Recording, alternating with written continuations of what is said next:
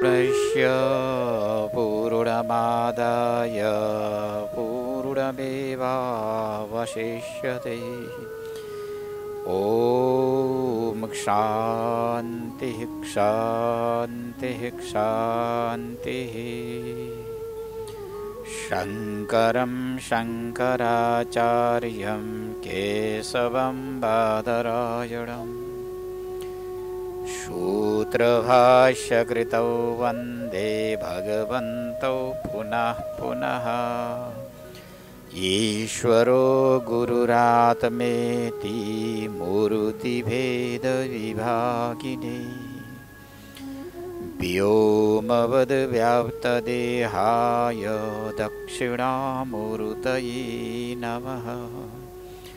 ॐ शान्तिः शान्तिः शान्तिः। देवी प्रपन्नारतिहरे प्रसीद प्रसीद मातर्जगतोऽखिलस्य। प्रसीद विश्वेश्वरि पाहि विश्वम्। त्वमीश्वरी देवी चराचरस्य। या देवी सर्वभूतेषु बुद्धिरूपेण संस्थिता।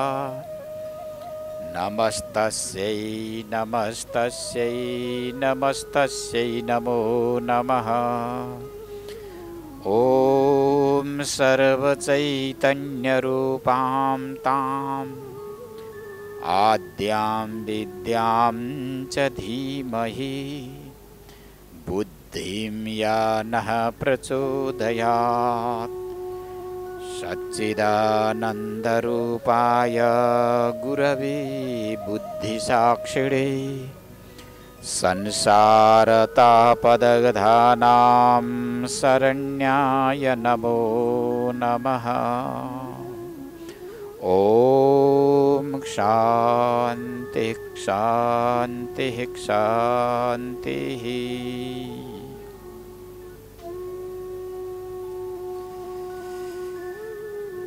समस्त जिज्ञासु महानुभावहरू, हामी देवी गीतामा चर्चा गर्दै आएका छौं। आज अन्तिम दिन शारदीय नवरात्रको आज महानवमी। हामीले आज देवी गीताको चिन्तनलाई उपसंहार गर्नेछौँ। देवी गीता हो, समस्त उपनिषदहरू यसैमा निहित छन्। 9 दिनमा दिनको 1-1.25 घण्टा विचार गरेर यो सबै उपदेशको रूपमा ल्याउन सकिँदैन। हामीले जे जति सक्छौं र समयले जति साथ दिन्छ त्यति मात्र विचार गर्ने हो। तर एक श्लोकको विचारले पनि जीवको कल्याण हुन्छ। एक श्लोकको अर्थ पनि सम्यकतया सुन्न सक्यौं, बुझ्न सक्यौं, अनुभवमा उतार्न सक्यौं भने जीवको कल्याण अवश्य नै हुन्छ। धेरै सुनेर मात्र केही हुँदैन। तो अब प्रसंग पंचम अध्यायमा पुगेको छ। आज पंचम अध्याय प्रारम्भ हुन्छ। त यहाँ हिमालयले प्रश्न गर्छन्। समस्त देवताहरू नतमस्तक भएर जिज्ञासु श्रोताको रूपमा बसिरहेका छन्। भगवतीका चरित्र देवताहरूले पनि सुन्न लालायित हुन्छन्। देवताहरूले पनि नसुन्दा आफूलाई अधुरो भएको महसुस गर्छन्। चाहे देवता, चाहे दानव, चाहे मानव, जो जहाँ रहेका छन्, यदि सुखी हुन चाहन्छन्, आत्यन्तिक दुःखको निवृत्ति गर्न चाहन्छन् भने भगवतीका दिव्य चरित्र अर्थात् आत्माको चर्चा परिचर्चा अवश्य नै गरिरहनु पर्दछ, जसको विषयमा सुनिरहनु पर्दछ। यो संकेत हो। तो हिमालयले प्रश्न गर्दै भन्छन्, हे जगज्जननी भगवती माता, योगम बद महेशानी सांगम संवित प्रदायकम कृतेन येन यज्ञोऽहं भवेयं तत्त्वदर्शने। तो ग्रन्थगत विचार यस्तो छ त देवता अर्थात् हिमालयले प्रश्न गर्दै भन्छन्, हे महेशानी, हे देवी, हे जगतजननी,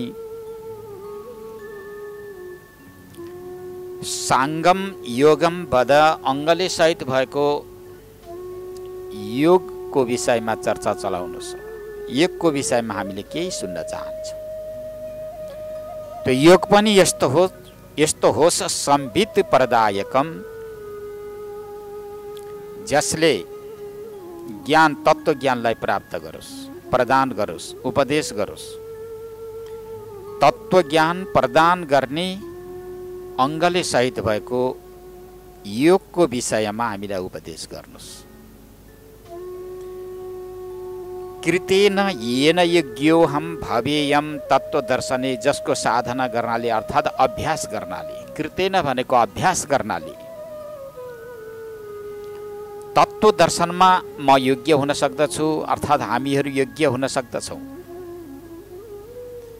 योगको अभ्यास नगरेसम्म तत्त्वको अभ्यास गर्न कमजोरी हुने भएकोले, अर्थात् असम्भव हुने भएकोले यस्तो योगको हजुरले उपदेश गर्नुहोस्, जुन उपदेशले आत्माको अनुभूति गराओस्, ब्रह्मविद्याको अनुभूति गराइदियोस्, जीव र ब्रह्मको ऐक्यानुभूति गराइदियोस्।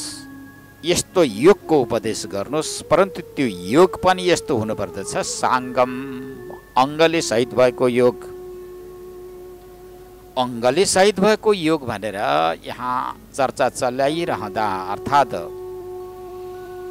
प्रश्न गरिरहँदा यहाँ अङ्ग भनेको के हो भन्ने सन्दर्भमा जिज्ञासा पनि आउन सक्छ।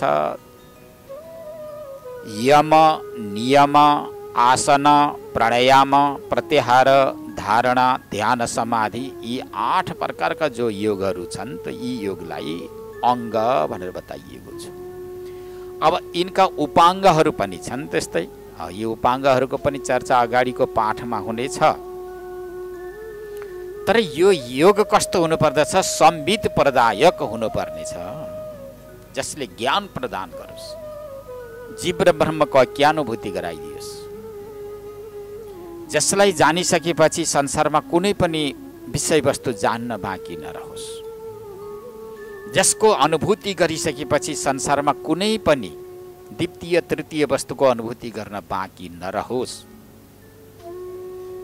जोसँग संयोगी बनिसकेपछि संसारमा कुनै पनि वस्तुसँग संयोग हुने इच्छा आकांक्षाहरू जागृति नहुन्, त्यस प्रकारको योगको उपदेश गर्नुहोस् भनेर यहाँ हिमालयले जिज्ञासा राखेका छन्। त यहाँबाट के बुझिन्छ, के जानिन्छ भने हिमालयले गरेको जुन प्रश्न छ, यो प्रश्नको निचोड अर्थ यो रहेको छ कि यहाँ कुनै सिद्धि प्रदान गर्ने होला, योग होइन। अडिमा महिमा चैव लघिमा गरिमा तथा प्राप्ति प्राकाम्यमीशित्वम वसित्वम चाष्ट सिद्धय, यी 8 प्रकारका सिद्धिहरू हुन्छन्। योगले प्राय गरेर सिद्धिलाई प्रतिपादन गरेको हुन्छ।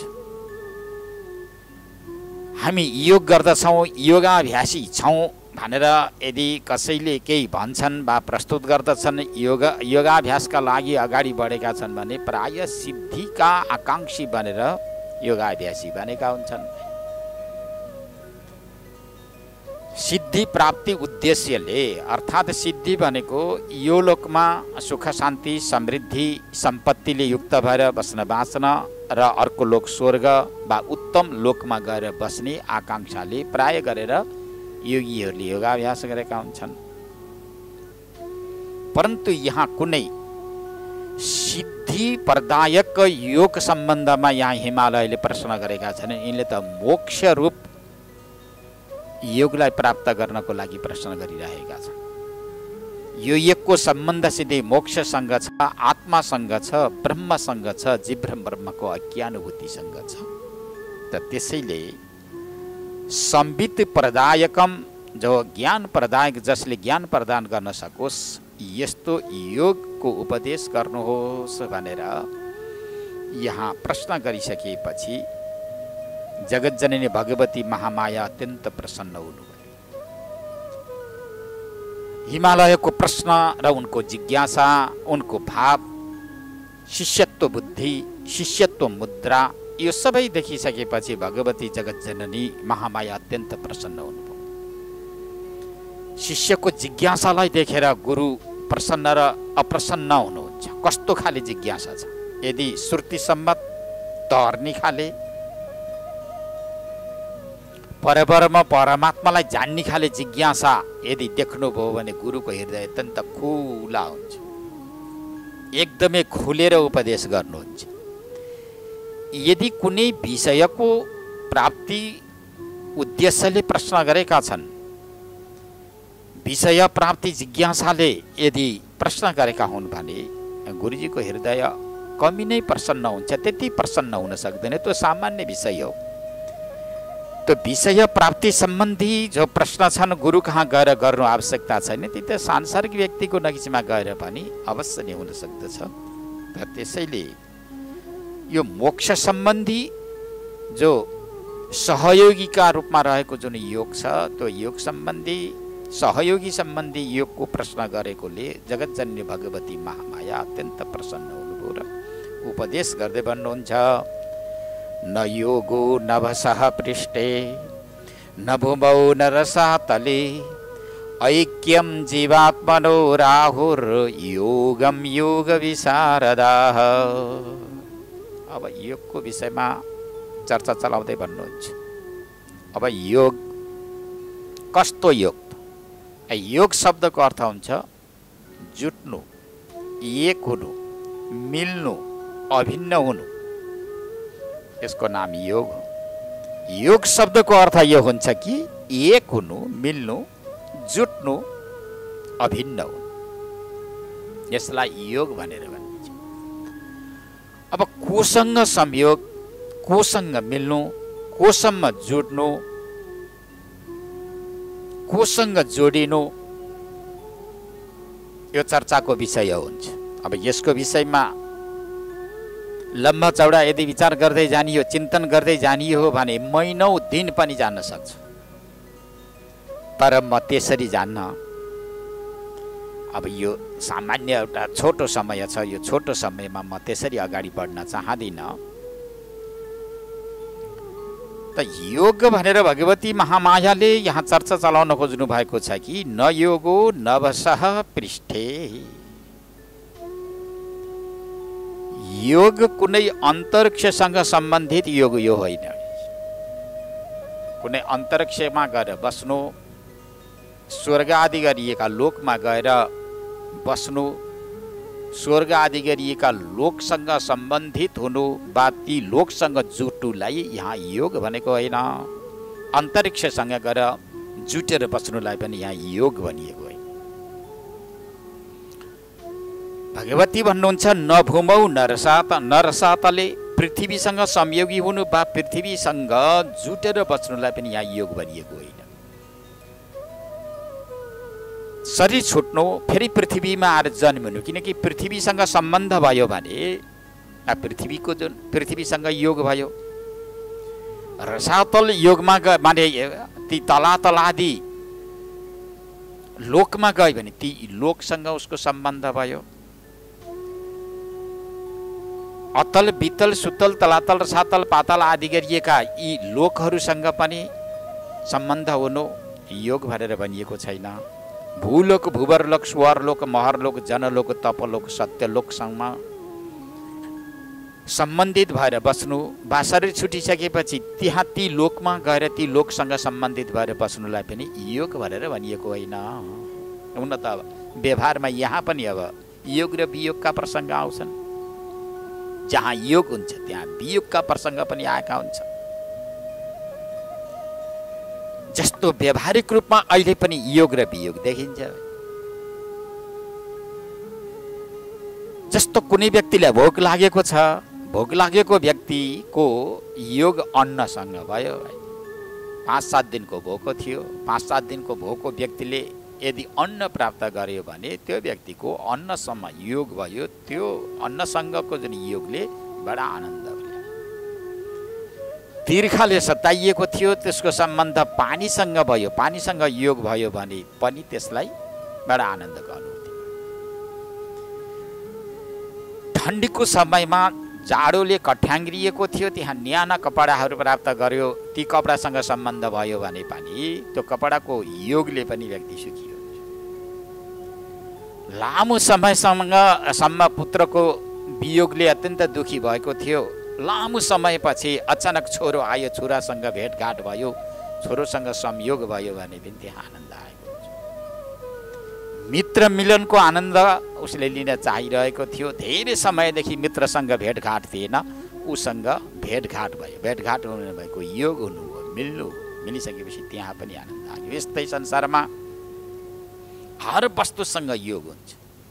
अन्नसँग, वस्त्रसँग, घरसँग, पत्नीसँग, पतिसँग, पुत्रसँग, बन्धु बान्धवसँग, अनुकूलको जग्गा जमिनसँग, पशु पक्षीसँग, जहाँ जुटिन्छ, जोसँग जुन सम्बन्ध हुन्छ त्यसलाई पनि सामान्यतया लोकमा योग भनिन्छ।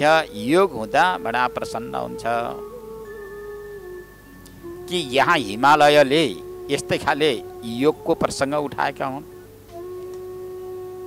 यहाँ जिज्ञासा रहन्छ कि हिमालयले के व्यवहारसँग संयोग हुनेलाई योग बनेका हुन्? त्यस्तो खाले योग यो होइन, यो क्षणिक हो। यो योगसँग तत्कालै वियोग पनि छ। आवश्यक भन्दा बढी पदार्थसँग जब धेरै लामो समयसम्म सम्बन्ध भयो भने त्यो वस्तुले तत्कालै वियोग पनि ल्याइदिएको हुन्छ। कुनै वस्तुसँग संयोग भयो, संयोगी वस्तु तत्कालै फेरि छुट्यो भनेदेखि वियोग भयो, त्यो वियोगले पनि त्यत्तिकै सताएको हुन्छ। जस्तो पुत्रसँग योग भयो भनेदेखि आनन्द भयो। कुनै सर्प, सिंह, बाघ भालु भनौँ, शत्रु भनौँ, त तिनीसँग योग भयो भनेदेखि दुःख पनि हुन्छ। त कुनै वस्तुसँग संयोग हुँदा सुख, कुनै वस्तुसँग वियोग हुँदा सुख। सांसारिक जुन वस्तु पद पदार्थहरू छन्, यी पद पदार्थहरूमा कुनै प्रकारको ठेगाना छैन कि संयोग र वियोग। तो यहाँ गरिएको जुन प्रश्न छ, यो प्रश्न कुनै अन्नसँग सम्बन्धित होइन, पानीसँग सम्बन्धित होइन, बन्धु बान्धवसँग सम्बन्धित होइन, लोकान्तरसँग सम्बन्धित होइन, तल अतलादि लोकसँगको जुन सम्बन्धित योग पनि होइन। यो संसारमा कुनै पनि धन द्रव्य वस्तु, हिरा मोती चाँदी, यो वस्तु पद पदार्थसँग यो योगको सम्बन्ध छैन। त यो सम्बन्धी यहाँ प्रश्न गरिएको छैन।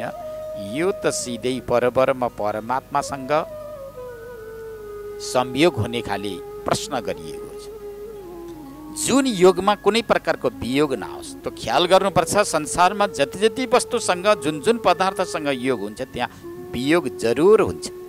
त आँखा बन्द गरेर सबैले विचार गर्नुपर्छ।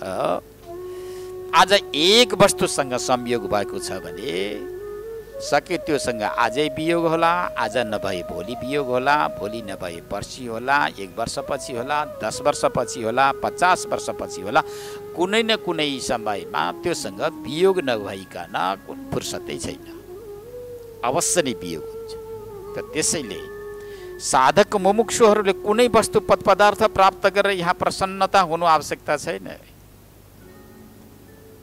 विषय प्राप्तिले कसैको हृदयमा यदि आनन्द ल्याएको छ, अत्यन्त हाँसेको छ, प्रसन्न भएको छ भने त्यसले रुवाइदिन्छ। त्यसमा अप्रसन्नता तत्काल जोडिएको हुन्छ। र सांसारिक कुनै पनि वस्तु पद पदार्थसँग संयोगलाई यहाँ योग भनिएको होइन। यो योग भनेको एउटा अपूर्व हो, अलौकिक हो, आफ्नो अधिष्ठान स्वरूपसँगको जुन संयोगलाई बताइएको हो।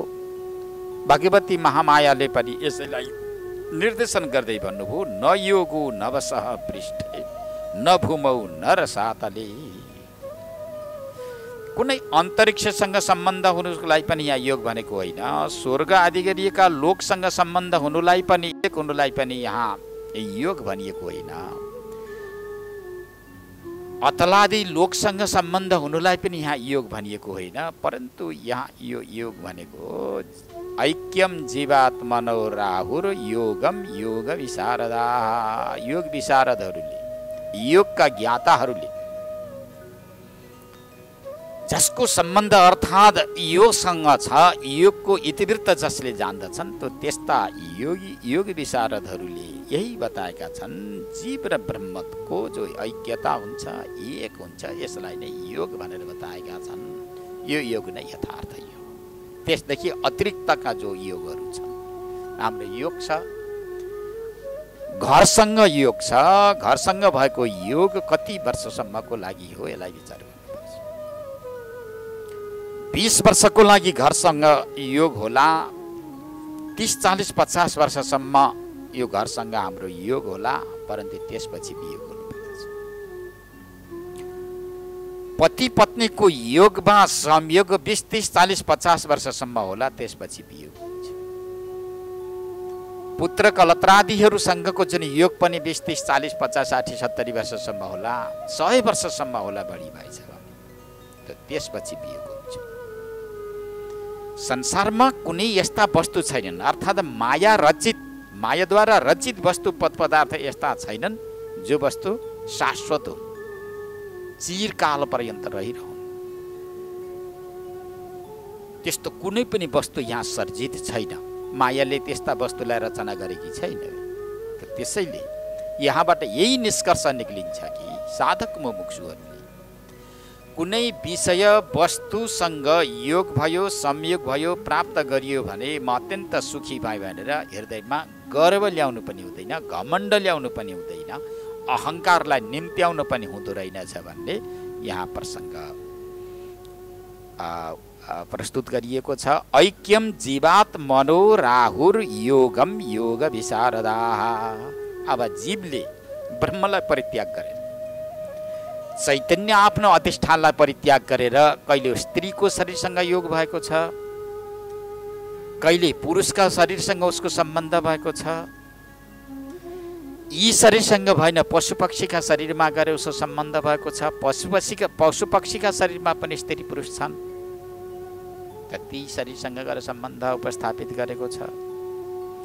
कर्मभिर भ्राम्यमाणस्य देव त्रियङ निर्यो निसु, यो जीवात्मा अधिष्ठान स्वरूप परब्रह्म परमात्मालाई परित्याग गरेर, चैतन्यलाई परित्याग गरेर, आफ्नो असली रूपलाई परित्याग गरेर कहिले स्त्रीको शरीरमा, कहिले पुरुषको शरीरमा अर्थात् मनुष्यको शरीरमा, पशु पक्षी कीट पतङ्गको शरीरमा, कहिले देवताको शरीरमा, कहिले दानवको शरीरमा, यी विभिन्न प्रकारका जुन शरीरसँग संयोगी भएर संसारमा भ्रमण गर्दै गर्दै अत्यन्त दुःख र कष्टको अनुभूति गर्दै हिँडिराखेको छ, भड्किराखेको छ। अब यसलाई सिधै गएर आफ्नो चैतन्यसँग संयोग गराइदिनु। म त ब्रह्म रहेछु, म आत्मा रहेछु, म चैतन्य रहेछु, मेरो शरीरसँग कुनै प्रकारको सम्बन्ध रहेनछ भनेर शरीरसँग भएको जुन सम्बन्ध छ, यो सम्बन्धलाई तत्काल उच्छेद गरेर ब्रह्म चैतन्यसँग जुन दिन यसको सम्बन्ध रहन्छ, तो त्यसै दिन यसको यथार्थ योग हुन्छ, नत्र भने योग हुन सक्दैन।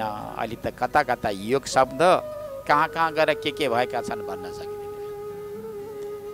कसैले प्राणायामलाई योग भन्छन्, कहाँ गएर हो भन्दा योगा गरेर, हामी योगा सेयोगा होइन, यो त योग हो। युजिर योगी धातु छ व्याकरणमा, त्यसद्वारा योग शब्दको निष्पत्ति हुन्छ। योग भनेको जुट्नु हो। सामान्य एउटा प्राणायाम गर्दैमा यो पेट दायाँ बायाँ गराउँदैमा, उठ्ने र बस्ने व्यायाम गर्दैमा त्यसलाई जुन योग भनिँदैन, यो असली योग शब्दको अर्थ हुन्छ चैतन्यसँग जीवको सम्बन्ध, भित्रको जुन अधिष्ठान छ, अर्थात् भित्र मात्र होइन सर्वत्र विद्यमान भएको चैतन्य अधिष्ठान स्वरूप परब्रह्म परमात्मा हुनुहुन्छ। त्यस्तो परमात्मासँग जुन सम्बन्ध हुन्छ जीवात्माको हो, त्यसलाई योग भनेर बताइएको छ। यही नै असली योग हो। ऐक्यम जीवात्मनो राहुर योगम योग विशारदा। यो एकको लागि नै मनुष्यले कोसिस गर्नुपर्छ। त्यसका लागि यो शरीर सक्षम छ। परमात्मालाई जान्नको लागि यो शरीर अत्यन्त सक्षम छ। यी इन्द्रियहरू सक्षम छन्, यी प्राणहरू पनि सक्षम छन्, मन बुद्धि पनि सक्षम छन्, शक्तिशाली छन्। शक्तिशाली भएका मन र बुद्धि, शक्तिशाली भएको शरीर, यस्तो शरीर भएका इन्द्रियहरूलाई यही कामका लागि लगाइयो भने सदुपयोग हुन्छ। तथा सत्यमस्ति, ठिक भयो, राम्रो भयो, योग्य भयो, स्तुत्य कर्म भयो। यदि यो कामको लागि नलगाइदिएर पशु पक्षी कीट पतंग चौपायद्वारा पनि सम्पादन हुने, सम्पन्न हुने त्यस्ता विषयको लागि यिनलाई प्रेरणा गरियो र उनीसँग संयोग गराइदियो भने महती विनष्टि, ठुलो क्षति भयो, ठुलो नुक्सान भयो। त्यसभन्दा ठुलो नुक्सान केही पनि हुन सक्दैन। शरीरमा रहेका इन्द्रिय र विषयको जुन संयोगजन्य सुख र दुःख जलचरले पनि गरिराखेका छन्। जलमा माछा छन्, गोहीहरू छन्, भ्यागुता गणौला छन्, उनले पनि गरिरहेका छन्। उनको पनि शरीर नै हो। उनीका शरीरमा पनि इन्द्रियहरू छन्। इन्द्रियहरूको अनुकूलको विषयसँग सम्बन्ध भयो भने उनीहरूले पनि आनन्दको अनुभूति गरेका हुन्छन्। इन्द्रियका प्रतिकूलित वस्तुसँग उनीहरूको संयोग भयो भने भ्यागुतो पनि रिसाएको हुन्छ, गणौलो पनि रिसाउँछ, गाई भैँसी गोरु गधा स्याल कुत्ता सबै रिसाउँछन्। प्रतिकूलित वस्तुसँग उनीहरूको सम्बन्ध भयो, उनका इन्द्रियहरूको संयोग भयो भने उनीहरूले सुख वा आनन्दको अनुभूति गर्न कदापि सक्दैन। इन्द्रिय र विषयको संयोगद्वारा उत्पत्ति हुने जुन सुख र दुःख छन्, त्यो त्यसको लागि मनुष्यको शरीर, मनुष्यका शरीरमा का इन्द्रिय, भित्र रहेका अत्यन्त तागतिला तेजिला जुन मन बुद्धि चित्त अहङ्कार, तिनी पशु पक्षीको जस्तै पाठ खेल्दै व्यवहार विषयमा लगाएर यदि संयोजित गराइदियौँ भने त्यो तिनीमा र हामीमा केही पनि अन्तर हुँदैन, फरक हुँदैन। त्यसरी यिनीहरूको दुरुपयोग गर्नु हुँदैन। विषय व्यवहारको मात्रै चिन्तन गरेर यदि यो शरीर र इन्द्रिय अन्तःकरणलाई यदि समाप्त गरिदिने हो, त्यही नै समर्पित गरिदिने हो भने यसको ठुलो दुरुपयोग हुन्छ भनेर योगवेत्ताहरूले, योग विशारदहरूले बताएका छन्। अब यस्तो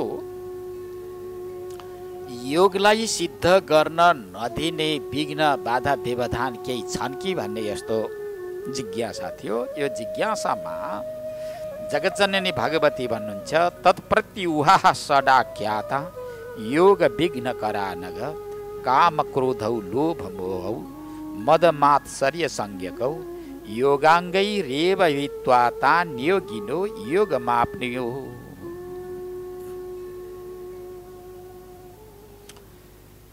तत्प्रत्युहा भनेर भन्छ। प्रत्युह भनेको विघ्न, योगलाई सिद्ध गर्न नदिने, अर्थात् परब्रह्म परमात्मालाई जान्न नदिने, आफ्नो चैतन्य स्वरूप अर्थात् असली स्वरूपसँग भेटघाट हुन नदिने विघ्न छन्। यी विघ्नले आफ्नो पति, आफ्नो मालिक, आफ्नो अधिष्ठान स्वरूप परब्रह्म परमात्मा चैतन्यसँग भेटघाट हुन दिँदैनन्। भेटघाट हुन नदिने 6 प्रकारका विघ्नहरू छन् भनेर शास्त्रकारले बताएका छन्। विघ्न करा, विघ्न उपस्थित गरिदिन्छ। चैतन्यसँग भेटघाट हुन नदिने 6 प्रकारका विघ्नहरू छन्। त जिज्ञासुहरू आउँछन्, मेरा नजिकमा आएर प्रश्न गर्छन्, स्वामीजी योगी कसरी भइन्छ? आत्मालाई कसरी जान्न सकिन्छ? कुन तीर्थव्रत दान पुण्य गर्नाले आत्मालाई जान्न सकिन्छ, भगवानलाई जान्न सकिन्छ भनेर प्रश्न गर्छ। मैले पनि उत्तर यही दिन्छु, भाइ। यदि तिम्रो हृदयमा विघ्न उपस्थित गरिदिने ती दुर्गुणहरू सदाको लागि निक्लेर जान्छन् भने तिमीले कुनै ठुलो परिश्रम गर्नु पर्दैन। ठुलो परिश्रम नगरिकन नै तिमीले प्राप्त गर्न सक्छौ। यदि तिमीले विकार र विकृतिलाई पालेर बसेका छौ भने लाखौं लाख जन्म व्यतीत भए तापनि तिमीले कोसिस गरे तापनि पाउन सक्दैनौ, किनकि तिमी भित्र विघ्न छन्। प्रतिभा भनेका दोषहरू छन्। यी दोषहरू जबसम्म निक्लिँदैनन् तबसम्म तिमीले जान्न सक्दैन कि पर्दा छ।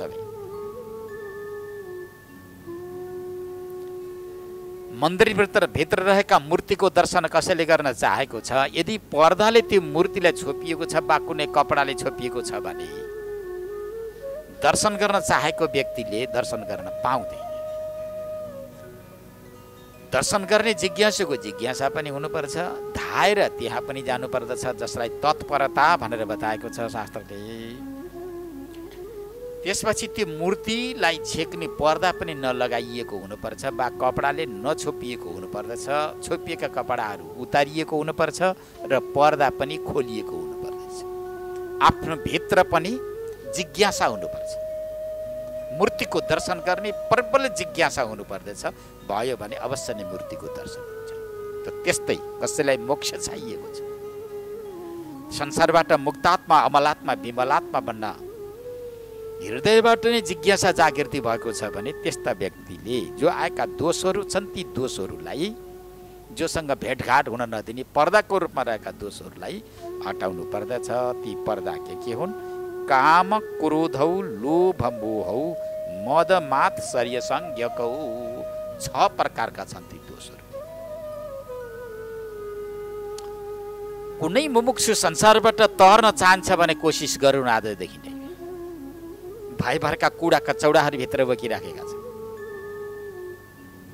नचाहिने अशास्त्रीय गुणहरू हृदयमा राखेका छन्, टनाटन भरिएको छ। अनि त्यसपछि भगवान पाइएन भनेर कसरी हुन सक्छ? विष खाएको छ, बाँच्न चाहन्छ। विष सेवन गरेको व्यक्ति कहिले पनि बाँच्दैन। सेवन गरिसक्यो उसले, विषले आफ्नो गुणधर्मलाई परित्याग गर्दैन, उसले अन्त्य नै गरिदिए छोड्छ। विष खाओस्, यदि विषले आफ्नो प्रभाव नदेखाओस् त त्यो विषमा कुनै दम रहेनछ भन्ने कुरा थाहा हुन्छ। त्यस्तै व्यक्तिभित्र कुडा कचौडा हुन्, अशास्त्रीय गुणले टनाटन हृदय भरिएको होस्। काम, क्रोध, लोभ, मोह, मद, मत्सर यो सबैलाई कण्ठस्थ हुन सक्छ। यद्यपि शब्द एकदमै सामान्य छ, तर यी जटिल छन्। दुर्योधन पक्ष पनि यिनै हुन्। यिनैका अनन्त मानिक 100 वृत्तिहरू छन्। महाभारतको युद्ध भएको थियो। महाभारतको युद्धमा परपक्ष भनेको दार्शनिक अर्थमा यिनै हुन्। काम, क्रोध, लोभ, मोह, मद, मत्सर 6 प्रकारका मुख्य योद्धाहरू हुन्। र यसका 100 प्रकारका जुन वृत्तिहरू छन् त्यो यिनीसँग नै पाण्डवको अहिंसा, सत्य, अस्तेय, ब्रह्मचर्य, अपरिग्रह अब अगाडि गएर केही चर्चा गर्ने छ। त उनीसँग यिनीहरूको युद्ध हुन्छ। यी परपक्ष हुन्। यी परपक्ष जबसम्म हृदयमा रहन्छन् तबसम्म त्यो व्यक्तिले सुख पाउँदैन। कसैको गोडामा किल गाडिएको छ, काँटी गाडिएको छ वा काँडो भिजेको छ, त्यसलाई होसियारपूर्वक निकालेर जबसम्म बाहिर फालिँदैन तबसम्म त्यो रातमा सुत्न सक्दैन भाइ। त्यसले आराम गर्न पाउँदैन, आनन्दको अनुभूति गर्न पाउँदैन। त्यस्तै प्रकारले योगलाई सिद्ध हुन नदिने अर्थात् जीव र ब्रह्मको ऐक्यानुभूति गर्न नदिने 6 प्रकारका यिनी विघ्नहरू छन्। अब योगिन भनेका जो योगीहरू छन्, जीव र ब्रह्मको ऐक्यानुभूति गर्न चाहने व्यक्तिको नाम नै योगी हो। यहाँ राता, पहेँला, सेता कपडा यसलाई योगी भनिँदैन। माला, त्रिपुण्ड, ऊर्ध्वपुण्ड यसलाई योगी भनिँदैन। यो त सामान्यतया एउटा भेष हो। आश्रम अनुसारको भेष पनि धारण गर्नुपर्दछ, राम्रो कुरा हो। तर भेष मात्र योगी होइन। निधारमा टन्न चन्दन लगाएको छ, त्रिपुण्ड लगाएको छ, रुद्राक्षका माला गलाभरि लगाएको छ, गलाभरि लगाएको छ रुद्राक्षका माला, राता पहेँला कपडा लगाएको छ। बाहिरतिर सबैले योगी भन्छन्, सन्यासी भन्छन्, महात्मा भन्छन्, तपस्वी पनि भन्छन्, प्रणाम गर्छन्। प्रणाम गर्नेलाई त पुण्य होला, ठिक छ, परन्तु त्यसभित्र यी 6 प्रकारका विकार छन् कि छैन, चञ्चलता छ कि छैन। यदि 6 प्रकारका विकार विकृतिहरू भित्र छिपेर बसिराखेका छन् भने र बाहिरपट्टि भेषभूषा मात्र देखाएर बसेको छ भने त्यो व्यक्ति यथार्थतया योगी हुन सक्दैन, तपस्वी हुन सक्दैन, सन्यासी हुन सक्दैन, महात्मा हुन सक्दैन। कामनाको दास, क्रोधको दास, लोभको दास, मोहको दास, मद मत्सरको दास, छ प्रकारका मालिकको दास भएर बस्ने व्यक्ति कहिल्यै पनि महात्मा हुन सक्दैन। अतः व्यक्तिले विचार गर्नु, जो जुन आश्रममा छ यसलाई बहुतै विचारपूर्वक सम्हाल्नु। चाहे गृहस्थ, चाहे ब्रह्मचारी, वानप्रस्थ, सन्यास, जो जुन जुन आश्रममा छन् तो यिनीहरू अत्यन्त होस गरेर बस्नु। गृहस्थ आश्रममा पनि यी छ प्रकारका जो विघ्न बाधाहरू छन्, व्यवधानहरू छन्, यिनलाई पनि रोक्ने विधि छ, एउटा नियम छ, शिष्टाचार छ। गृहस्थ आश्रमीहरू पनि जथाभावी कर्म र व्यवहार गर्न पाइँदैन। हामी गृहस्थ हौँ, हामी गृहस्थले जे गरे पनि हुन्छ भनेर भन्न पाइँदैन। यी छ प्रकारका जो अरि षड्वर्ग भनेर जसलाई बताइएको छ, यिनलाई अधीनमा गर्न सकिन्छ। गृहस्थले पनि सत्व गुणमा रहेर, सात्विक भोजन गरेर, समयमा सत्सङ्ग गर्दै, गीता आदिको पाठ गर्दै, 5 देवताको पूजा गर्दै, इष्टदेवमा अत्यन्त समर्पित हुँदै, गृहस्थ आश्रमका लागि गरिएका जो उपदेश छन्, कर्म विशेषका जुन उपदेशहरू छन्, तिनलाई परिपालन गर्दै, त्यही प्रकारको जुन भेषभूषामा रहँदै जुन गृहस्थ बन्दै गयो भने त्यो व्यक्तिले पनि यी 6 प्रकारका जो दोषहरू छन्, यी दोषमालाई दमन गर्न सक्दछ। त्यहाँ गृहस्थ आश्रममा पनि सन्तान उत्पादन गर्ने पनि एउटा विधि छ, नियम छ, जुन विधिलाई पालना गर्दा कामना रहित भनेर जुन बताइएको छ। यहाँ सबै विधि छ, नियम छ, शिष्टाचार छ भने त्यसदेखि अतिरिक्त ब्रह्मचर्य आश्रम, वानप्रस्थ र सन्यास आश्रममा अझ विशेष प्रकारले ध्यान दिनुपर्दछ। अब जो योगीहरू छन्, तो योगीहरूले यिनै योगका अङ्गहरूलाई अपनाएर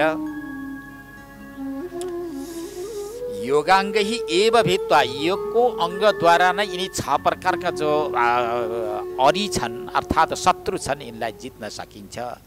जसलाई विकार विकृति भनेर बताइएको छ, दोष भनेर बताइएको छ। योगका अङ्गलाई सम्यकतया परिपालन गर्न सकियो भने यिनलाई छिन्न भिन्न गराउन सकिन्छ, बल्ल सफल बन्न सकिन्छ। ख्याल गर्नुहोला, ठुलो युद्धमा गएर लाखौँ लाख योद्धाहरूलाई परास्त गर्ने व्यक्तिलाई पनि वीर भन्न सकिँदैन। जसले यी 6 प्रकारका दोष र तुषहरूलाई नाश गर्न सक्छ, त्यसको नाम वीर हो। यी 6 प्रकारका दोषलाई जसले हटाएको छ, त्यो हटाउने व्यक्ति नै यो संसारमा एकमात्र वीर हो, शत्रु विजेता पनि हो।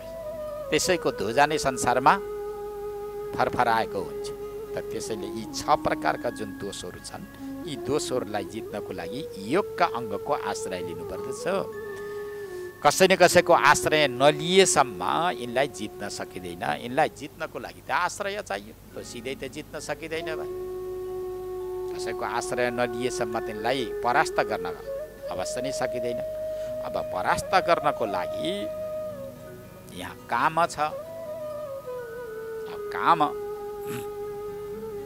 यो पनि विशेष प्रकारको दुर्गुण हो। कामना भनेको इच्छा हो। इच्छा भनेका विभिन्न प्रकारका वस्तु प्राप्ति खाले हुन सक्छन्। एक इच्छा होइन, अनन्त इच्छा हुन्छ। के पछि के पाउनु, के पछि के चाहियो, के पछि के, एक चीज पायो अनि त्यसपछि अर्को चीज पाउनको लागि तत्काल यो जीवात्मा आतुर भएको हुन्छ। जबसम्म यो जीवात्मा आफ्नो अधिष्ठानतिर अभिमुख हुँदैन तो तबसम्म एक आकांक्षा गर्यो अनि त्यसपछि अर्को आकांक्षा जन्मिहाल्दछ। त्यो पुरा हुँदा नहुँदै अर्को इच्छा आकांक्षा जागृति भएको हुन्छ। त्यसैले यो जुन कामना छ यसको लागि बहुतै विचार गर्नु। त्रिविधम नरकम सेदम द्वारम नाशनमात्मनः काम क्रोधस्तथा लोभस्तस्मात् एतत्त्रयं त्यजेत् भनेर भगवान श्रीकृष्णले भगवत गीता 16 अध्यायमा उपदेश गर्नुहुन्छ। भाइ यी नरकका द्वार छन्। 3 प्रकारका विशेष गरेर नरकका द्वारहरू छन्। काम क्रोधस्तथा लोभ तस्मात् एतत्त्रयं त्यजेत्। काम छ, क्रोध छ र लोभ छ। जगतजननी भगवतीले जुन यहाँ 6 प्रकारका दोष तुषको उपदेश गर्नुभयो, तिनी तुषलाई भगवान श्रीकृष्णले पनि गीतामा उपदेश गरिसक्नु भएको छ। त्यसैले नरकका द्वार भनेर त्यहाँ वर्णन गरिएको छ भने तृतीय अध्यायमा गएर पनि काम येष क्रोध येष रजो गुण समुद्भव महासनो महापापमा विद्येन मिह भैरण भनेर भगवत गीताको तृतीय अध्यायमा गएर पनि काम येष क्रोध येष भनेको जुन काम हो त्यो नै क्रोध हो भनेको येष भनेर अङ्गुली निर्देश गर्दै बताउनुहुन्छ यो काम नै क्रोधमा परिणत भएको हुन्छ। रजोगुणबाट यसको उत्पत्ति हुन्छ। यसको पिता भने पनि माता भने पनि रजोगुण हो। यो अत्यन्त खन्चुवा छ। जति खाएर पनि यो बाँच्न माने यो अगाउँदैन, तृप्ति हुँदैन। जति खाएर पनि तृप्ति हुँदैनको अर्थ के हो त भन्दा एक सङ्कल्प गर्यो त्यो पुरा हुँदा नहुँदै अर्को फेरि विकल्पमा लागिसकेको हुन्छ, अर्को सङ्कल्पमा लागिसकेको हुन्छ। अनि उसलाई विकल्प यो हुन्छ हुँदैन भनेर विकल्प गर्दा नगर्दै अर्को फेरि त्यसमा जन्मिसकेको हुन्छ, अर्को जन्मिसकेको हुन्छ। जसरी हनुमानको शरीर र सुरसाको मुख जसरी बढेको थियो त्यो त्यस्तै प्रकारले इच्छा आकाङ्क्षाहरू बढिरहन्छन्। त्यसैले यसलाई काम येष क्रोध येष रजोगुण समुद्भव महासनो महापापमा विद्धेन मिह वैरिण भनेर भगवान् श्रीकृष्णले भनिनुहुन्छ। ध्यायतो विषयान् पुंसः सङ्गस्ते सुपजायते सङ्गात् सञ्जायते कामः कामात् क्रोधभिजायते क्रोधात् भवति सम्मोह सम्मोहात् स्मृतिविभ्रम स्मृतिभ्रंशात् बुद्धिनाशो बुद्धिनाशात् प्रणश्यति भनेर भगवान् श्रीकृष्णले प्रथम अध्यायमा नै उपदेश गर्नुभएको छ। जब विषयको आकाङ्क्षा हुन्छ, विषयसँग सम्बन्ध हुन्छ, त त्यसपछि त्योसँग सम्बन्ध हुन्छ। त्यो वस्तुलाई प्राप्त गर्ने जब इच्छा आकाङ्क्षा हृदयबाट जागृति हुन्छ, कामना भनेको विषय प्राप्त गर्ने इच्छा, विषय भनेको एक हुँदैन, अनन्त हुन्छ। विशेष गरेर शरीरमा हेरौँ 10 प्रकारका इन्द्रियहरू छन् र एक मन छ, 11 इन्द्रिय छन्। 11 इन्द्रियद्वारा विषय प्राप्तिका जो इच्छा आकाङ्क्षाहरू जागृति हुन्छन् त्यसलाई कामना भनेर भनिन्छ। त ती काम जब उत्पन्न हुन्छ हृदयबाट सङ्गात सञ्जायते कामः कामात् क्रोधो भिजायते, विषयको सङ्गत भयो भने अनि त्यसको परिणति के हुन्छ? क्रोध हुन्छ, क्रोध उत्पत्ति हुन्छ। कामनाबाट के उत्पत्ति हुन्छ? क्रोधको उत्पत्ति हुन्छ। सङ्गात सञ्जायते कामः कामात् क्रोधो भिजायते क्रोधात् भवति सम्मोह सम्मोहात् स्मृतिविभ्रम। क्रोध आयो भने व्यक्ति अन्धो हुन्छ। त्यो अन्धो व्यक्तिले केही पनि देख्न सक्दैन। जो व्यक्ति रिसाउँछ क्रोधले भरिपूर्ण हुन्छ भाइ। रिस उठेको बेलामा त्यो व्यक्तिका पाउदेखि लिएर शिर र शिरदेखि लिएर पाउसम्म रगत जति उम्लिरहेको हुन्छ भाइ। अत्यन्त सम्मोहित भएको हुन्छ। त्यो त्यस बेलामा उसलाई कर्तव्य अकर्तव्य, धर्म अधर्म, पाप पुण्य, मान्य अमान्य को कहाँ के हो, विधि निषेध के हो, उसले केही पनि देख्न सक्दैन। अत्यन्त सम्मोह हुन्छ। स्मृति विभ्रम, तो त्यसपछि त्यसको स्मरण शक्ति जो हो, बुद्धिमा रहेको स्मरण शक्ति जुन छ त्यो स्मरण शक्ति पनि त्यसको नष्ट हुन्छ भाइ। स्मृति भ्रंशात् बुद्धिनाशो बुद्धिनाशात् प्रणश्यति भाइ। त्यसभित्रको स्मृति शक्ति नाश हुन्छ। स्मृति शक्ति नाश भयो भने बुद्धि नाश हुन्छ, सद्बुद्धि नष्ट हुन्छ। सद्बुद्धि नष्ट भयो भने संसारमा त्यसो के काम बाँकी रह्यो र? अब के अर्थ रह्यो? विनश्यति भनेको नाश हुनु सिवाय अब केही पनि रहेन। उसको जीवनमा अब कुनै प्रकारको असल पुरुषार्थ सिद्ध हुन सक्दैन। त त्यसैले भगवान् श्रीकृष्णले गीतामा पनि प्रचुर मात्रामा उपदेश गर्दै गर्दै जानुभएको छ। यो कामना, यी इच्छा कहाँबाट आउँछन् भन्दाखेरि सङ्कल्पबाट आउँछन्। कामम जानामि ते रूपम सङ्कल्पात् किल जायसे। हे काम, कुनै विचारक सिद्धले भनेका छन्, हे काम, तेरो मर्म, तेरो उत्पत्ति स्थान मैले जानेको छु, मैले बुझेको छु। तैँले मलाई आक्रमण गर्न सक्दैन। सबै योगीले भन्छ, सत्सङ्गीले भन्छ, विचारक व्यक्तिले भन्छ, हे काम, त कहाँबाट उत्पन्न हुन्छस्? तेरो माता पिताको पूर्णतया मलाई थाहा छ। त सङ्कल्पद्वारा उत्पन्न हुन्छस्।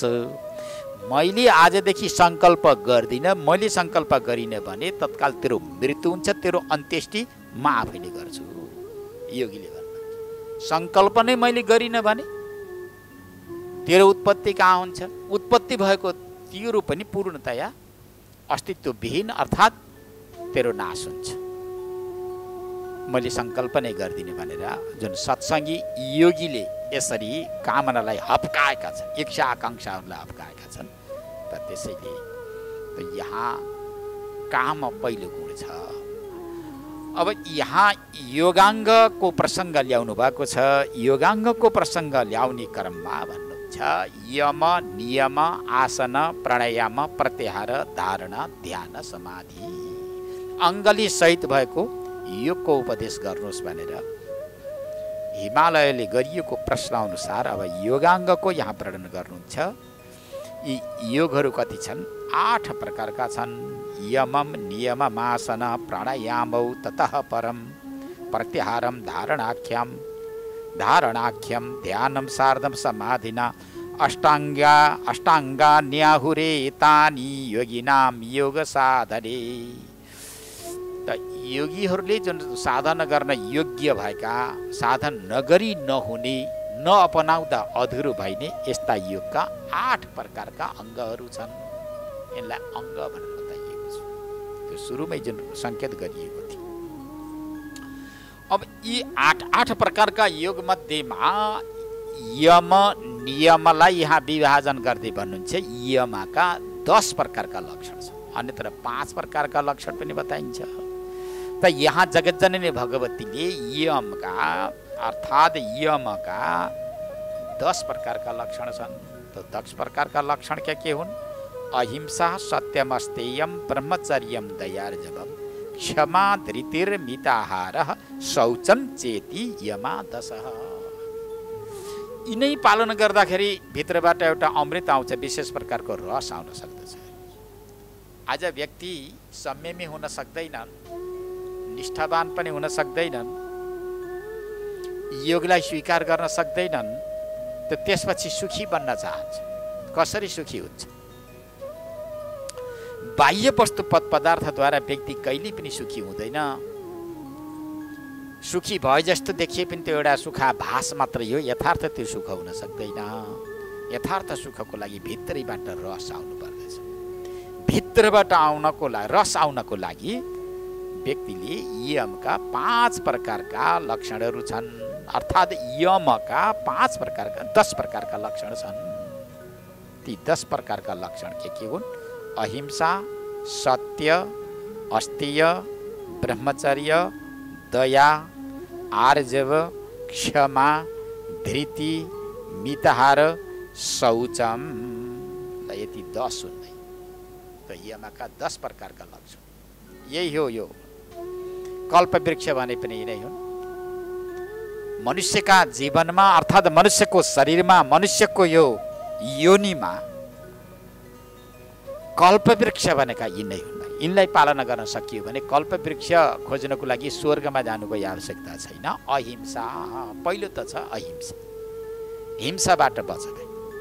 मनसा, कर्मणा, वाचा 3 प्रकारका हिंसा हुन्छन्। 3 प्रकारका हिंसा वृत्तिदेखि बच।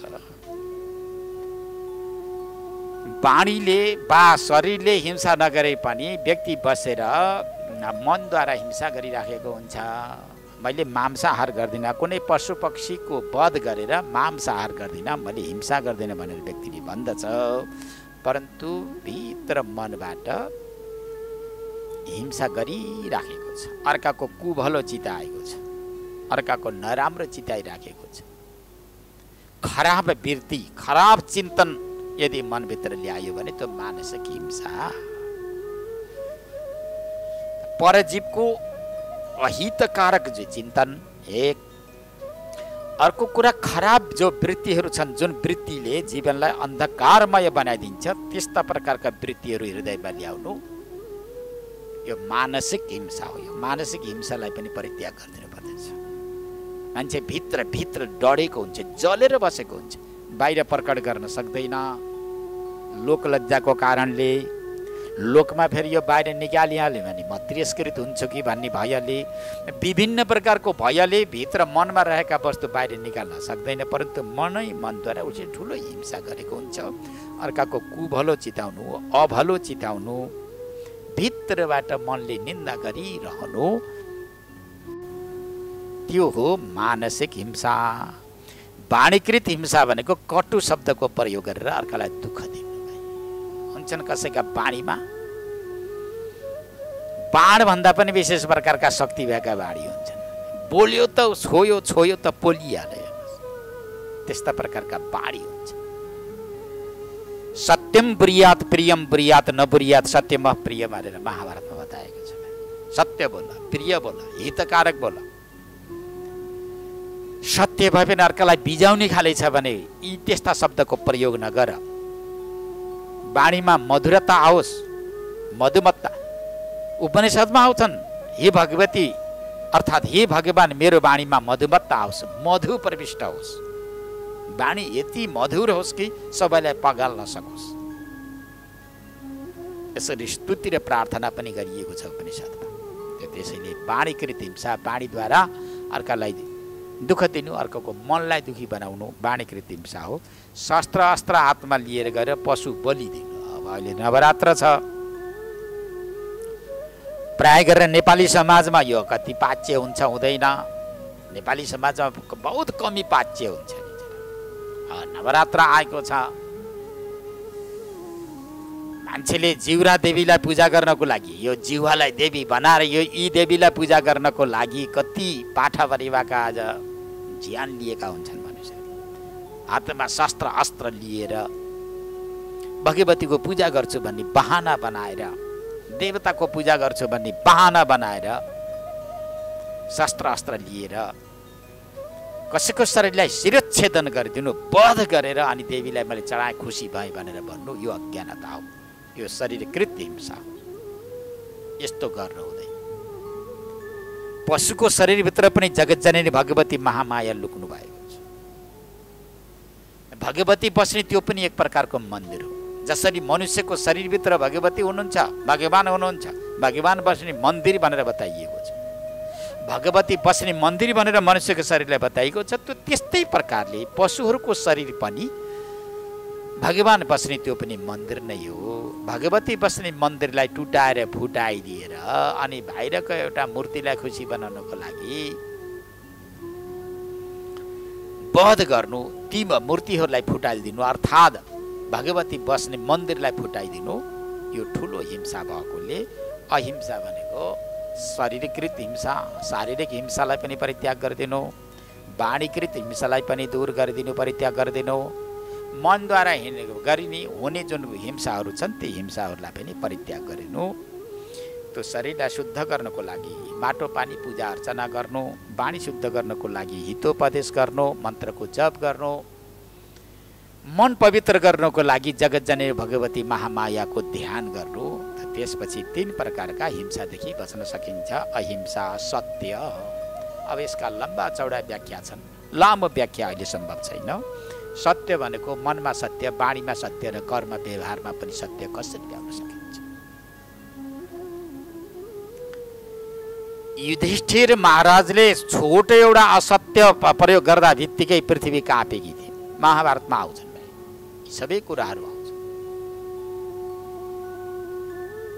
म सत्य असत्य कदापि भाषण गर्दैन भनेर युधिष्ठिर महाराजले प्रतिज्ञा गर्नुहुन्छ। भगवान श्रीकृष्णले युधिष्ठिर महाराजले असत्य शब्द प्रयोग नगरेसम्म हाम्रो अर्थ सिद्धि हुँदैन, महाभारतको युद्ध नै अन्त्य हुँदैन भनेर भन्नुहुन्छ।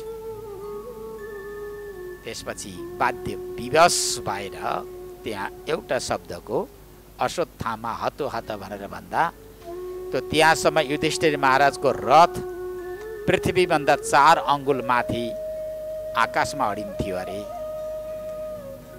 अश्वत्थामाको मृत्यु भयो।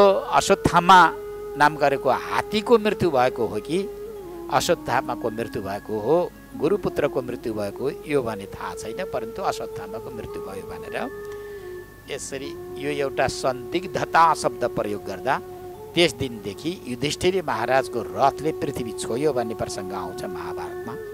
त्यसैले मनमा सत्य, बाणीमा सत्य, व्यवहार कर्ममा सत्य कसरी ल्याउन सकिन्छ, निम्त्याउन सकिन्छ, यो ठुलो अतिथि हो, यो अतिथिलाई कसरी निम्त्याउने विचार गर्नु।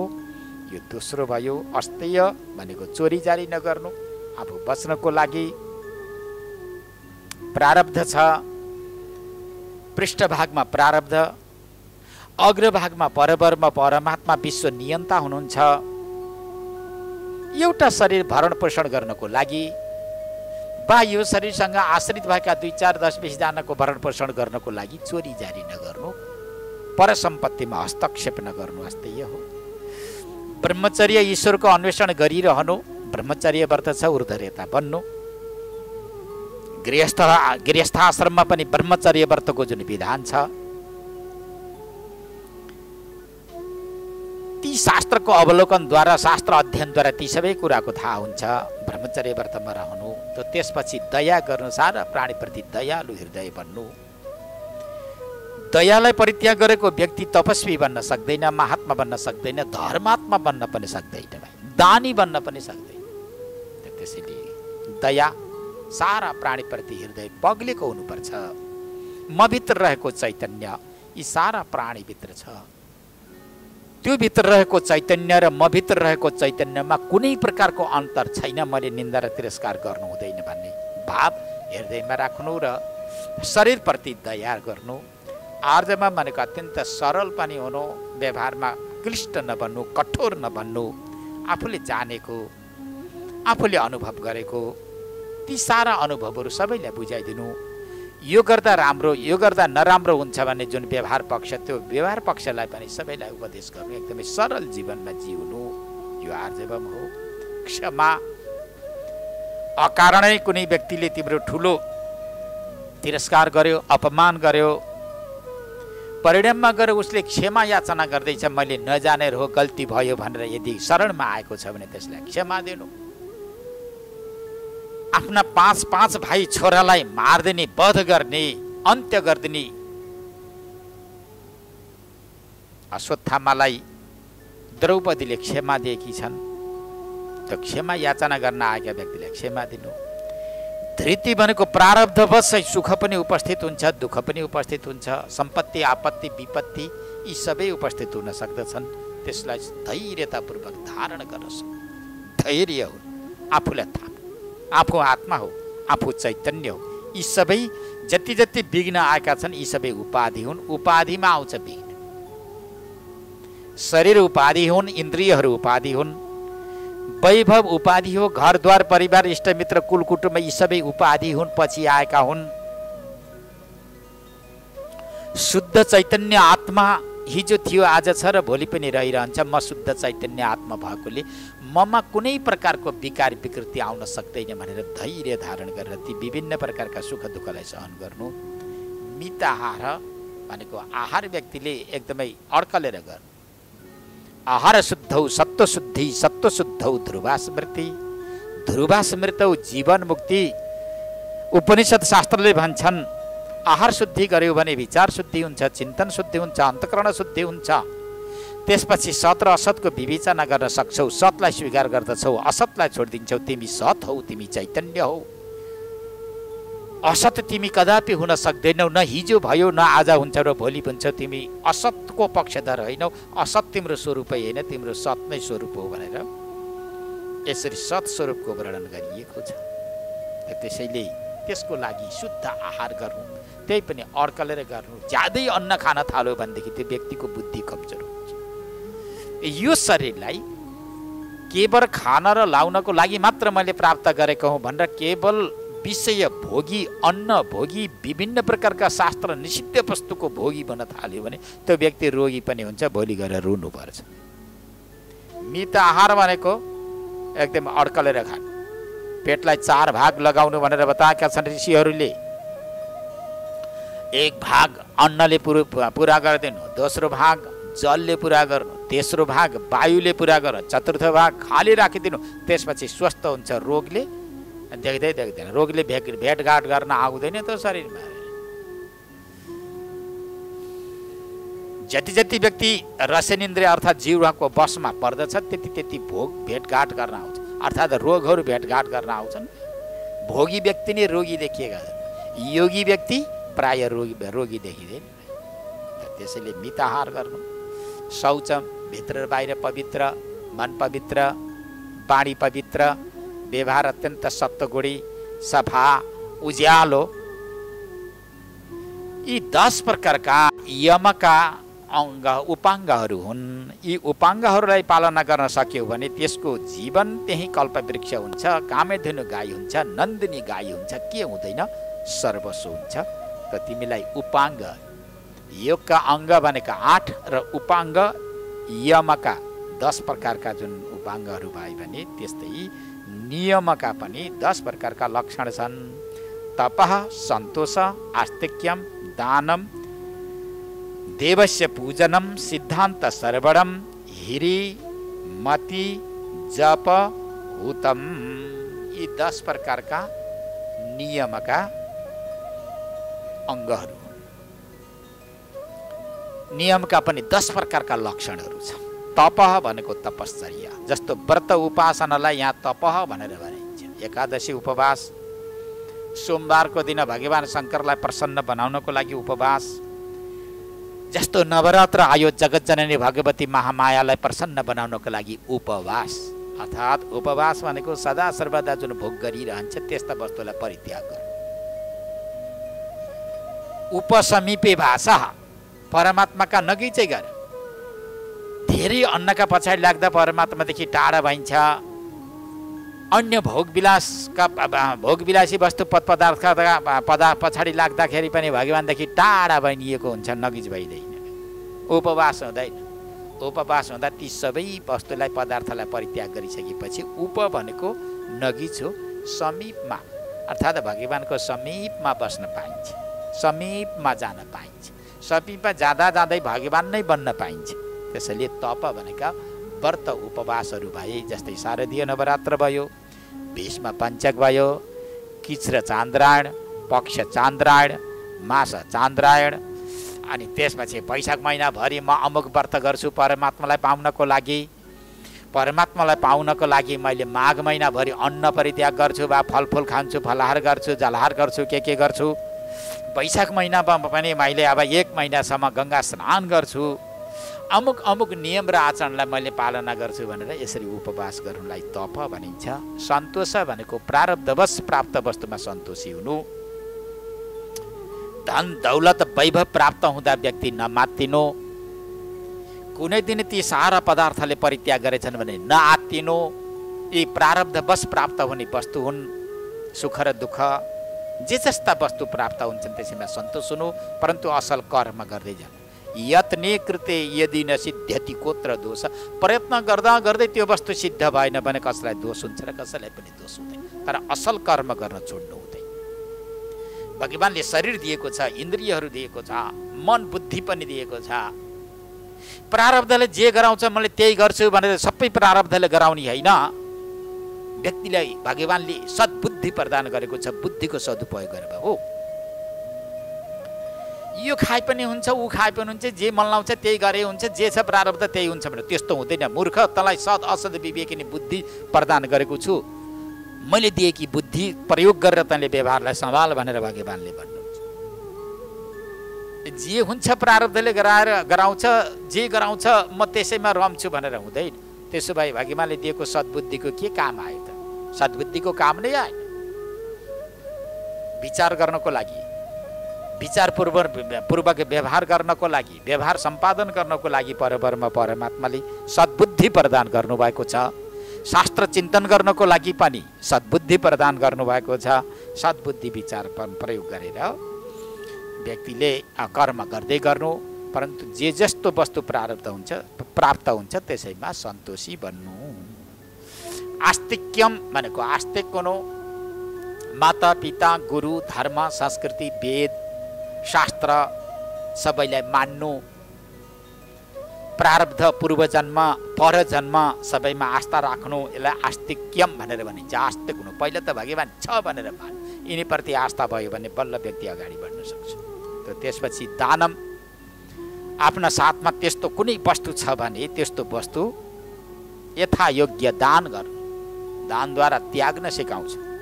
आज तिमीले त्याग नगरे पनि भोलि हठात बलपूर्वक भए पनि तिमीले त्याग गर्नुपर्छ, शरीरले त्याग गर्नुपर्छ।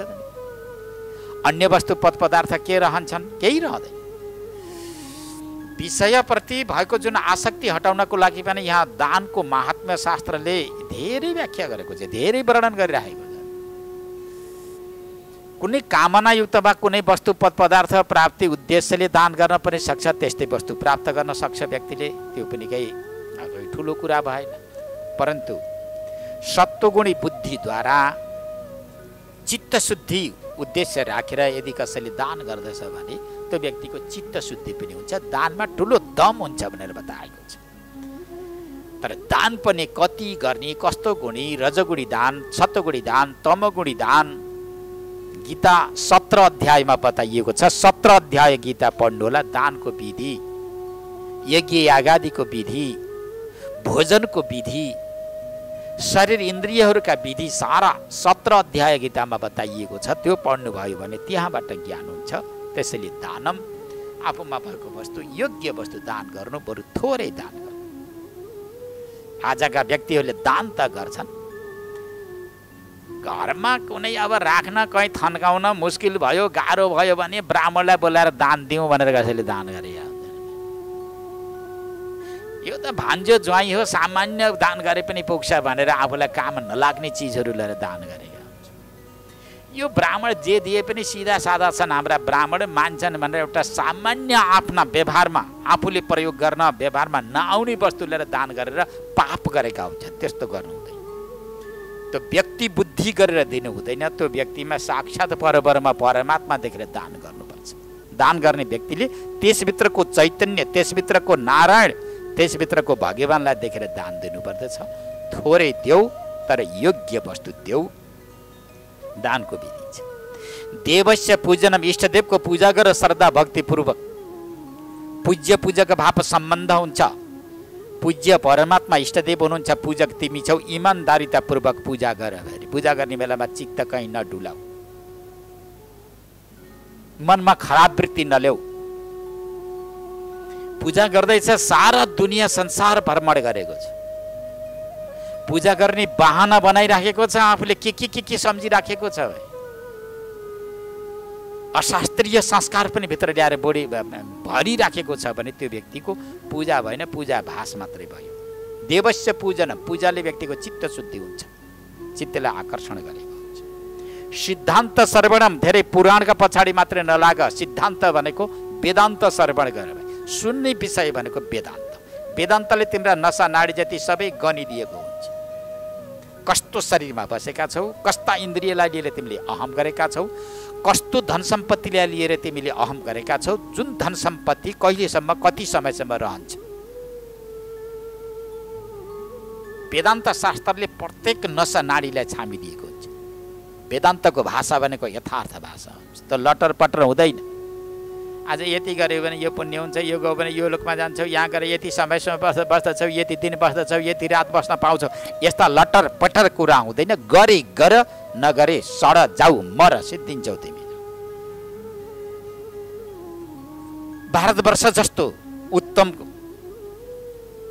वर्ष, मनुष्यको जस्तो उच्च कोटिको शरीर, अत्यन्त तेजिला ओजिला इन्द्रियहरू, मन बुद्धि चित्त अहङ्कारलाई रत्न, 4 प्रकारका रत्न भनेर योग वासिष्ठमा बताएको छ, जसले जड र चेतनलाई यथार्थ अलग गर्न सक्छ, धर्म र अधर्मको स्वरूपलाई जान्न सक्दछ, प्रकृति र पुरुषको ज्ञान गर्न सक्दछ। यस्ता ओजिला अन्तःकरण परब्रह्म परमात्माले प्रदान गर्नुभएको छ। यस्ता यी साधनहरूलाई लिएर तिमीले यथार्थ र सत्य वस्तुको विचार गर बाबु भनेर परमात्माले बताउनु भएको छ। यस्ता इन्द्रियलाई लिएर विषयको मात्रै चिन्तन गर्न थाल्यो भने अब त्यसभन्दा ठुलो अनर्थ केही पनि हुँदैन। वेदान्त शास्त्रले यही बताउँछ, तिम्रो शरीर, तिम्रा शरीरमा रहेका इन्द्रिय, तिम्रा अन्तःकरणको सदुपयोग यसरी हुन्छ। यसमा यी वस्तुहरूका दोष छन्, अर्थात् यिनी वस्तुमा यो दोष छ, दोषी वस्तुलाई तिमीले परित्याग गरिदेऊ भनेर वेदान्तले यथार्थ जुन सिद्धान्त हो, तिम्रो सिद्धान्तलाई नै उसले प्रस्तुत गरिदिन्छ। लटर पटर राख्दैन उसले। हा हो भनेर यहाँ बच्चाहरूलाई फकाइ फुलाइ गरे जस्तो होइन। वेदान्तले त ठुलो घन ठोकिदिएको हुन्छ, तिमी चैतन्य हौ, तिमी आत्मा हौ, तिमी अजर हौ, तिमी अमर हौ, तिम्रो मृत्यु हुँदैन, शरीर तिम्रो एउटा उपाधि हो, उपाधिमा रहेका जुन इन्द्रियहरू छन् यिनको दास किङ्कर भनेर संसारतिर नफर्क, तिमीले आफ्नो रूपको अनुभूति गर, अजर अमर हौ, भगवान भएर रहौ भनेर यस्तो प्रयोग गर्ने भाषा वेदान्तको मात्रै हुन्छ, अरू कसैको पनि हुँदैन।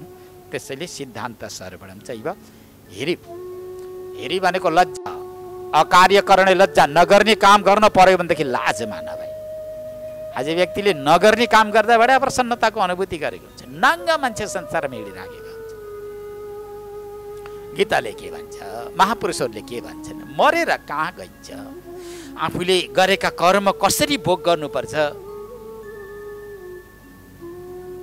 अकार्य व्यक्तिले गर्दै गर्दै गयो भने त्यसको शरीरलाई स्याल कुत्ता गिद्धले नोच्छन् भाइ, लुछेर खान्छ। कोही कल्पना होइन, कुनै कविले कल्पना गरेर लेखेको हुने, यो यथार्थ कर्मको रेखालाई हेरेर यी सबै विषयहरूको निर्देशन गरिएको छ, विषय प्रस्तुत गरिएको छ। अकार्यमा कुनै दिन जुन गर्नु पर्यो, प्रवेश गर्नुपर्ने लाज मान्न भाइ, मतिमान बुद्धिमान भएर बस भाइ।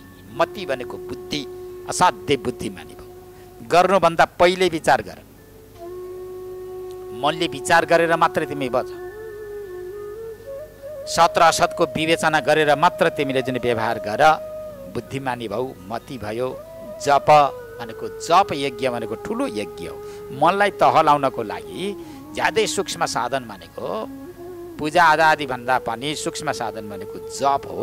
योग्य गुरुबाट मन्त्र दीक्षा मन्त्र सुनेर तिमीले जप गर, परमात्मालाई रिझाउन सक्छौ। तिम्रो मन मालामा, मूर्तिमा, मन्त्रमा अडाएर शरीर सिधा गरेर 10 मिनट, 15 मिनट, 20 मिनट, आधा घन्टासम्म तिमीले चित्तलाई नडुलाइकन जप्यौ भने तिमीभित्र कुनै न कुनै ऊर्जा आउँछ। देवताले यस्तो शक्ति प्रदान गर्दछन् जुन शक्तिको आधारमा तिमी उज्यालो हुन्छौ। तिम्रो जीवनमा आइपरेका सारा तर्क वितर्क शङ्का उपशङ्का जति पनि सबै समाप्ति भएर जान्छन्। हुतम भनेको यथा समयमा अग्निलाई साक्षी राखेर, अर्थात् प्रज्वलित अग्निमा यथायोग्य आहुति दिनु, अग्निलाई प्रत्यक्ष मुख, भगवानको मुख भनेर बताएको छ। यिनी 10 प्रकारका नियमका लक्षण हुन्। यमका 10 प्रकारका लक्षण, नियमका यहाँ 10 प्रकारका लक्षणहरू छन्। अब यिनीहरूको व्याख्या धेरै छ, कमसेकम महिनौ लाग्न सक्छ। प्रत्येक शब्दको अर्थ गर्दै गर्दै जाउँ भने महिनौ लाग्न सक्छ। आज हामीले यसलाई अन्त्य गर्नु छ। अब धेरै अगाडि बढ्न म सक्दिनँ। यम नियम, त्यसपछि गएर तेस्रो साधन भनेको आसन। आसन पनि ठिक हुनुपर्दछ। आसन जयी हुन सकेन भने पनि त्यो व्यक्तिले जप तप गर्न पनि सक्दैन। पद्मासन, स्वस्तिका आसन, सुखा आसनमा बसेर व्यक्तिले जप ध्यान पूजा पाठ गर्यो भने त्यो सिद्धि हुन्छ। शरीर हल्लाउँदै, घुँडो हल्लाउँदै, गोडो हल्लाउँदै, फरफराउँदै, शरीरलाई दायाँ बायाँ चलाउँदै उसले योग गर्छु भन्यो भनेदेखि त्यो व्यक्तिले योग फियोग केही पनि गर्न सक्दैन। शरीर सिधा हुनुपर्छ। पछाडिको मेरुदण्ड छ, मेरुदण्ड एकदम सिधा हुनुपर्दछ। पद्मासन होस्, स्वस्तिका आसन होस्, भद्र आसन होस्, वज्रासन, जुन आसन उसलाई सुख लाग्छ त्यो आसनमा बसेर व्यक्तिले जुन ध्यान गर्नु, जप गर्नु, यी साधनहरू गर्दै गर्दै जानु। यम नियम आसन, त्यसपछि गएर प्राणायाम हुन्छ। इडा पिङ्गला सुषुम्ना 3 प्रकारका नाडीहरूलाई शोधन गर्नको लागि पूरक कुम्भक रेचक 3 प्रकारका प्राणायामको विधि छ। 3 प्रकारका प्राणायामद्वारा इडा नाडी, पिङ्गला नाडी र सुषुम्ना नाडी 3 प्रकारका नाडीमा भएका दोषहरूलाई प्राणायामद्वारा त्यसलाई नाश गर्नुपर्छ भनेर प्राणायामको ठुलो विधि छ। महर्षि पतञ्जलिले आफ्नो योग सूत्रमा यी सबै कुराहरू लेख्नु भएको छ। पतञ्जलि योग भनेर जसलाई बताइन्छ त्यो त्यहाँ पनि बताइएको छ, त यहाँ पनि त्यस्तै प्रकारले बताइएको छ। यम नियम आसन प्राणायाम, प्रत्याहार भनेको व्यवहार विषयतिर गइरहेको इन्द्रियहरूलाई आफूतिर फर्काउनु। धारणा भनेको सुनेको शास्त्रका विषय कुराहरूलाई एकदमै धारण गर्नु, स्वीकार गर्नु। त्यसपछि भगवानका दिव्य रूपको ध्यान गर्नु अनि अन्त्यमा गएर समाधि लगाउनु। यसरी यी 8 प्रकारका योगहरू सिद्धि परक नभएर यी ज्ञान परक हुन्। ज्ञान परक ज्ञानार्थमा जगतजननी भगवतीले उपदेश गर्नुभएको छ भन्ने कुरा सबैले जान्नुपर्दछ। यम नियम आसन प्राणायाम प्रत्याहार धारणा ध्यान समाधि यसरी भएको जुन समाधि छ यो समाधि नन्दिनी गाई जस्तो हुन्छ। धर्म मेघ भनेर विद्यारण्य मुनिले पञ्चदशीमा बताउनु भएको छ। धर्म मेघ भनिन्छ। यसले के दिँदैन? सर्वस्व दिन्छ। र यिनलाई यदि सिद्धितिर प्रयोग गरियो भने एउटा एउटा वस्तु प्राप्त हुन्छ। अणिमा महिमा चैव लघिमा गरिमा तथा प्राप्ति प्राकाम्यमी सिद्धम वसिद्धम चाष्ट सिद्धयो। 8 प्रकारका सिद्धिका लागि यो अष्टाङ्ग योगलाई प्रयोग गरियो भने अणिमा भनेको एकदमै सानो हुन सक्नु, महिमा भनेको ठुलो हुन सक्नु, यी सिद्धिहरू हनुमानमा थिए। हनुमान अणिमा भनेको सानो एउटा भमर जस्तो भएर जगतजननी भगवती सीतालाई दर्शन दिएका थिए, अर्थात् सीताको दर्शन गरेका थिए। भगवान राम र लक्ष्मणलाई बोक्दा ठुलो शरीर बनाएर काँधमा बोकेर गएका थिए। सुरसाको मुखभित्र प्रवेश गर्ने बेलामा पनि अणिमा नाम गरेको सिद्धिलाई प्राप्त गरेर माने स्वीकार गरेर सुरसाको मुखभित्र प्रवेश गरेका थिए हनुमान। हनुमानमा सबै थिए अथवा अरूमा पनि छन्। यो त एउटा सामान्य दृष्टान्त मात्रै हो। महिमा भनेको ठुलो हुन सक्नु, गरिमा भनेको गरुङ्गो हुनु, अणिमा महिमा चैव लघिमा गरिमा तथा प्राप्ति प्राकाम्य र अर्काका साथमा भएको वस्तुलाई प्राप्त गर्नु वा इच्छित ठाउँमा तत्कालै पुग्नु, अर्काका साथमा भएको वस्तु आफूले प्राप्त गर्नु आदि गरिएका अष्टाङ्ग जो छन्, यिनी सिद्धिहरू छन्। यो सिद्धिमा अष्टाङ्ग योगलाई परिणत गरेर श्रवण मनन निधिध्यासनका लागि यी 8 प्रकारका योगहरूलाई प्रयोग गरियो भने अवश्य नै ब्रह्मको जीव र ब्रह्मको ऐक्यानुभूति हुन्छ। जीव र ब्रह्मको ऐक्यानुभूति नै यो मानव जीवनको लक्ष्य सिद्धि हो। त्यसैले अब यहाँ षड्चक्रको चिन्तन पनि बताइएको छ। यदि मन शान्त भएन भने मूलाधार स्वाधिष्ठान मणिपूरक अनाहत विशुद्ध विज्ञान ब्रह्मरन्ध्र आफ्नै शरीरलाई एउटा देवागार देवताको मन्दिर कल्पना गर्दै मूलाधारद्वारा ब्रह्मरन्ध्रसम्म आउँदा यहाँ 7वटा चक्र छन्। यद्यपि षड्चक्र भनिएको छ। त्यो ब्रह्मरन्ध्र माने 2 आँखाको बीचसम्म आउँदा षड्चक्र पुरा भएका हुन्छन् र अनि त्यसपछि माथि तालुको मूलमा गइसकेपछि हजारौं कमलले युक्त भएका परब्रह्म परमात्माको ध्यान गर्दै गर्दै आफ्नो चित्तलाई शान्त गर्नु भनेर यो मूलाधार स्वाधिष्ठान मणिपूरक अनाहत विशुद्ध विज्ञान ब्रह्मरन्ध्र प्रत्येक यी चक्रहरूमा कमलको ध्यान गर्दै कमलमा एक वर्ण अक्षरको परिकल्पना गर्दै अनि त्यसपछि त्यहाँ एक देवताको जुन ध्यान गर्दै गर्दै गएर अन्त्यमा ब्रह्मरन्ध्रमा पुगेर आफू पनि विलीन हुनुपर्दछ। विलीन भयो भने त्यो एउटा पद्धति पनि जीव र ब्रह्मको ऐक्यानुभूतिमा ठुलो सहयोगी बन्न सक्दछ, सहयोगी साधन बन्न सक्दछ भनेर यहाँमा षड्चक्रको विधान पनि यो 5औं अध्यायमा बताइएको छ। त्यस्तै मन्त्रका जपका विधि पनि यो 5औं अध्यायमा आएको छ। र यहाँ यदि सिधै गएर योगी बन्न सकिएन भने भगवतीका सगुण रूपको ध्यान गर्नु।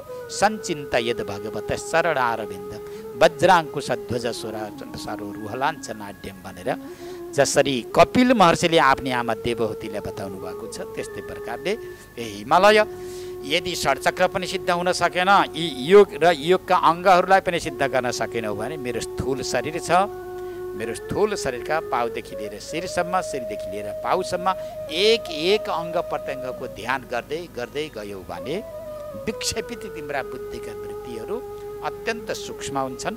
सूक्ष्माति सूक्ष्म बुद्धिका वृत्तिद्वारा तिमीले आफ्नो लक्ष्यलाई सिद्ध गर्न सक्छौ भनेर यहाँ सगुण परमात्माका अङ्ग अवयवहरूको ध्यान गरेर बुद्धिका वृत्तिहरूलाई निवृत्ति गर्ने पद्धति पनि बताउँदै अब यो 5औं अध्याय पनि समाप्ति हुन्छ। अब 6औं 7औं 8औं 9औं 10औं अध्यायमा पुरा उपनिषद छन् अनि पूजाको विधि पनि त्यही आउँछ।